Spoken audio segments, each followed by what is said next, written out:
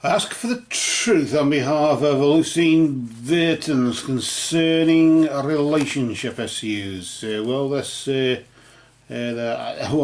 far as I understand it, this fancy man of hers leave his wife and come back to her or go to her or whatever he does. I don't know what the hell's going on here. Let's see what the truth is.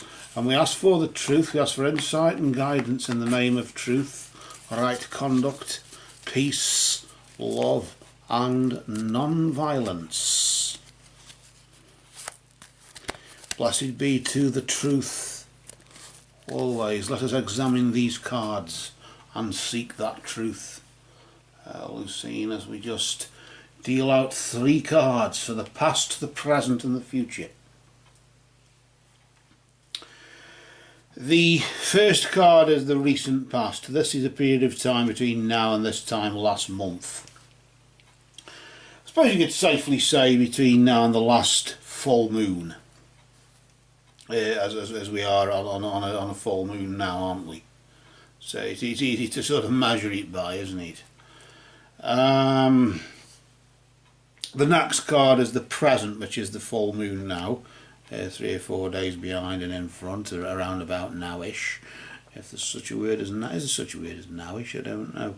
But certainly between now and the next full moon on the 23rd of November, this next card we deal here represents that.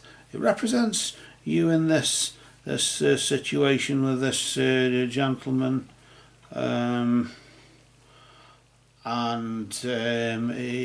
represents that. All the meanings of these cards represent that, but in different positions in the past, the present and the future. So let's start at the beginning, which is roughly does help, doesn't it? We'll pull out the first card and we'll see what's going on in the recent past, or what has been going on then. Past tense, as you would say. We'll just bring the card around and we'll flip it nice and slowly, not to disturb its energy or anything of that nature, and we'll see what has been going on in this relationship. It's a major arcana card, the Tower, often referred to as war. Why is it referred to as war? Because in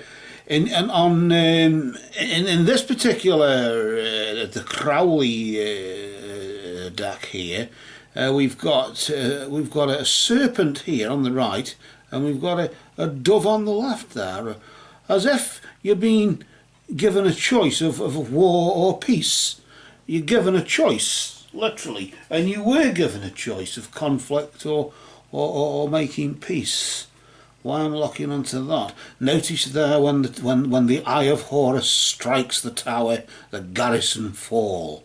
Although you can't see the details of what the garrison look like, they're just sort of matchstick sort of figures, aren't they, as they fall. Remember, those at the top fall the furthest.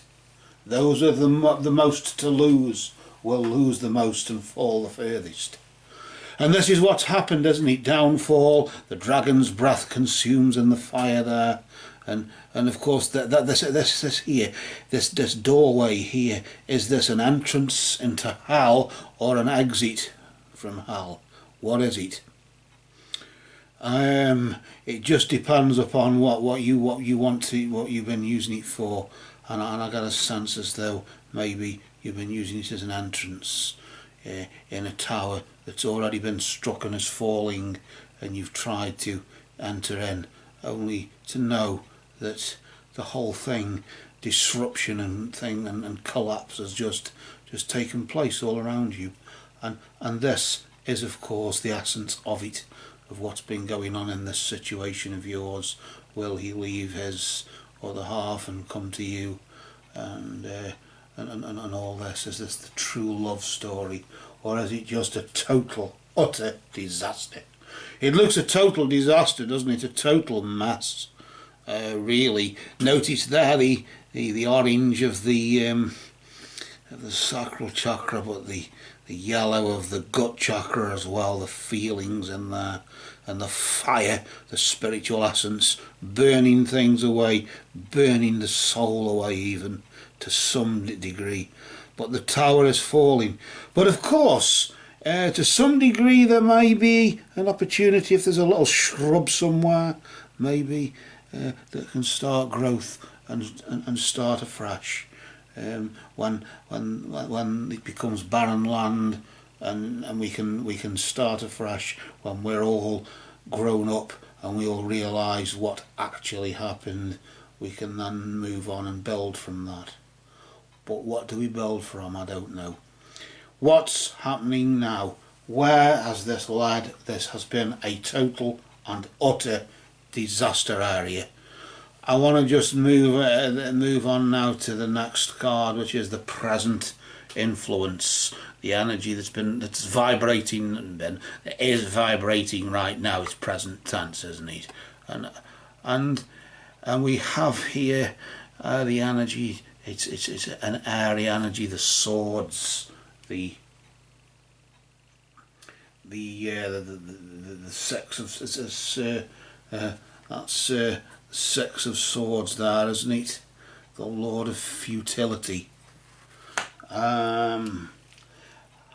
This really is I don't know where I don't know, honestly don't know where we're going here. I know I need the other reading glasses. But other than that, I don't know where we're going here. Because I've just got to check, is that what I think? There's a lot of sky blue. 7, correction. 7 is weakness. Of course, it's the Lord of Futility. It's the 7 of swords. 7 is weakness. 6 is analysis, isn't it? 5 is loss. 6 is analysis. 7 is weakness. 8 is challenge. And then the 9, the peak of the magic at 9. The 7, that's even worse. Sorry about that. What the Lord of Science has anything to do with this, I don't know. We've got the Lord of Futility here, and that really just indicates, for as much as there is that sort of sky blue healing sort of energy there, maybe the blue of the throat chakra, the communication, because swords is to do with communication, isn't it? Creative and transmissive powers. And of course the 7 is the watery part of any number between 4 and 9. That's the numbers 4, 5, 6, 7, 8 and 9. They are to do with the water. And of course in this particular scenario, we've gone from just total utter disaster and disruption and downfall to manifesting itself as futility. It's all now proving to be a total utter waste of time, a weakness of energy, weakness in communication, and just totally waste, a total utter futile waste of time. It's not even the case of, oh, aren't I sexy, resistance is futile, come and make love to me today. It's not even that. It's just an absolute utter from the frying pan virtually into the fire, from the frying pan into the fire of futility, from the frying pan of disaster into the frying pan into the fire of into the fire of futility there.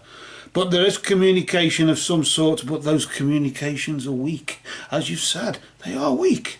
Weak communication right now. So what do you expect? What's happening in the immediate future, whatever is going to happen next? I don't know what the hell is. Oh, a major arcana card, the Star. Thank God we've got something. But the Star, what does the Star offer?